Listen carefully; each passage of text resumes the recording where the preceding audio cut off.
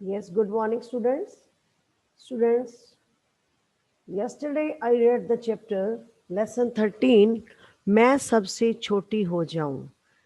बच्चों, हमने इस कविता का 7 स्वर उच्चारण किया था और इस कविता के जो अर्थ था उसको अच्छे से समझा था.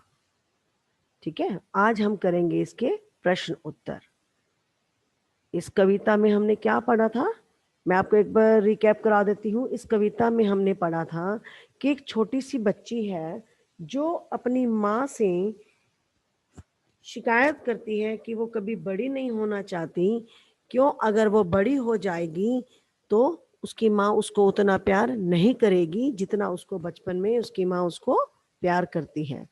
वो अपनी माँ को संबोधित करते कहती कहती कि माँ, मैं छोटी ही बना रहना चाहती हूँ ताकि तुम मुझे अपने हाथ से नहलाओ धुलाओ, अपने हाथ से खाना खिलाओ, अपने हाथ से मुझे तैयार करो.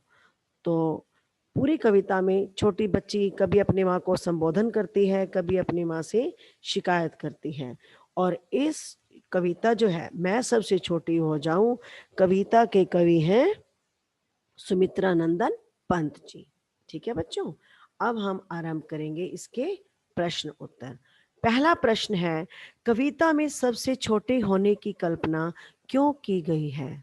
बच्चों, उत्तर है इसका, कविता में सबसे छोटे होने की कल्पना इसलिए की गई है जिससे कि लंबे समय तक, यानी कि क्या हो, माँ का प्यार मिलता रहे, माँ के आंचल की छाया मिलती रहे, माँ का साथ मिलता रहे, विभिन्न प्रकार के खिलौने मिलते रहे और माँ द्वारा परियों की कहानियां सुनने को मिले.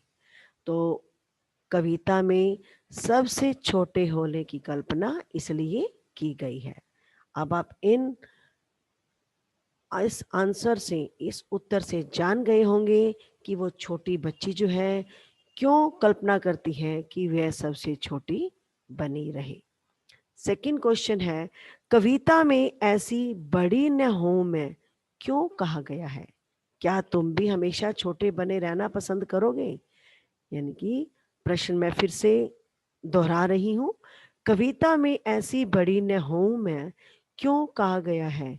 क्या तुम भी हमेशा छोटे बने रहना पसंद करोगे? उत्तर है, इस कविता में एक बच्ची छोटी रहकर माँ के साथ रहना पसंद करती है. वह ऐसी बड़ी बनना नहीं पसंद नहीं करती जिससे वह माँ का प्यार दुलार न पा सके. बड़ी बनकर वह माँ के प्यार को खोना नहीं चाहती. इसलिए इस कविता में ऐसी बड़ी न हूं मैं की कामना की गई है. हाँ, मैं भी हमेशा छोटी बने रहना पसंद करूंगी. तो ये हम लोगों से प्रश्न पूछा गया है कि क्या तुम भी हमेशा छोटे बने रहना पसंद करोगे? तो वो अंत में कहती है कि हाँ, मैं भी हमेशा छोटे बने रहना पसंद करूंगी. तो बच्चों, इस कविता के जितने भी प्रश्न हैं वो एक दूसरे से रिलेटेड हैं. उन सब में यही बार बार समझाया गया है कि वो छोटी सी जो बच्ची है वो बड़ी नहीं होना चाहती, वो चाहती है कि वो हमेशा छोटी बनी रहे और अपनी माँ का जो है भरपूर प्यार पाए, ताकि उसकी माँ उसको प्यार करे, उसको उठाए, उसको दुलार करे और उसको नहलाए धुलाए, उसको नहला धुलाकर तैयार करे. ठीक है, अब आता है प्रश्न नंबर 3. प्रश्न नंबर 3 है, आशय स्पष्ट करो. बच्चों, आशय स्पष्ट करो में है, हाथ पकड़ फिर सदा हमारे साथ नहीं फिरती दिन रात. ये पंक्तियां हैं, हमें इनका अर्थ बताना है कि इसका, इन पंक्तियों के माध्यम से बच्ची क्या कल्पना करती है और कवि हमें क्या कह रहा है. इन पंक्तियों का आशय यह है कि बच्ची अपनी माँ की सबसे छोटी संतान बनकर रहना चाहती है, क्योंकि उसे डर है कि बड़े हो जाने पर उसका साथ माँ से छूट जाएगा. जिस तरह छोटे रहने पर माँ दिन रात बच्ची के साथ रहकर समय तथा प्यार देती है, वैसा वह फिर नहीं करेगी। देखो, फर्स्ट क्वेश्चन था वो भी इससे रिलेटेड था, सेकंड था वो भी ऐसा था, अब थर्ड जो आंसर है वो भी सेम है। यानी कि बार-बार प्रश्न के उत्तर में यही बात वो लड़की छोटी बच्ची कह रही है कि वो बड़ी नहीं होना चाहती, वह छोटी ही बनी रहना चाहती है, क्योंकि उसे डर है अगर वो बड़ी हो गई तो माँ उसका साथ छोड़ देगी, यानी कि सेल्फ डिपेंडेंट बना देगी ना।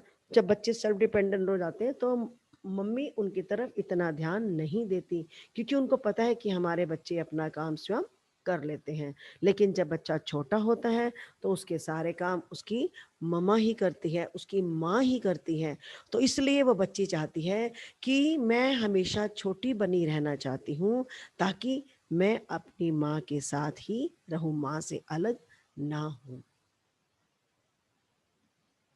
नेक्स्ट प्रश्न है बेटा, अपने छुटपन में बच्चे अपनी माँ के बहुत करीब होते हैं। इस कविता में नजदीकी की कौन सी स्थितियां बताई गई हैं? बच्चों, मैं प्रश्न दोहरा रही हूँ, ध्यान से सुनो।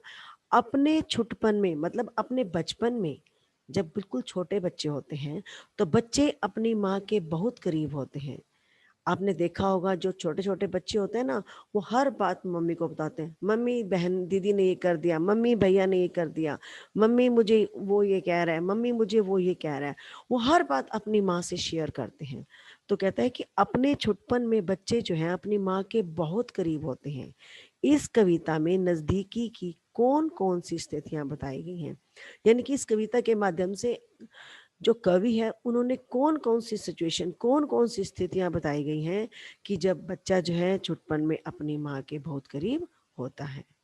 उत्तर है माँ की गोदी में सोना और परियों की कहानी सुनना, ठीक है?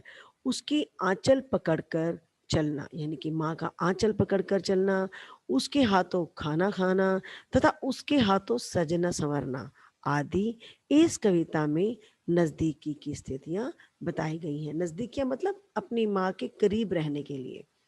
यानी कि जो छोटा बच्चा होता है उसको कौन-कौन सी स्थितियाँ होती हैं जब वो अपनी माँ के करीब होता है। यानी कि जब छोटे बच्चे को माँ ने सुलाना होता है या कोई कहानी सुनाती है या जब उसकी माँ उसको बिठाती है तो वो अपनी माँ का आँचल पकड़कर उसके पीछे-पीछे चलता है। यानी कि जहाँ भी माँ जाती है बच्चा उसके पीछे-पीछे चलता है। उसके हाथों खाना खाना, क्योंकि वो छोटा बच्चा खुद खाना नहीं खा सकता, वो अपनी माँ से ही खाना खाता है और उसकी माँ ही उसे नहला-धुला कर तैयार करती है। इस कविता में नज़दीकी की ये स्थितियाँ बताई गई हैं।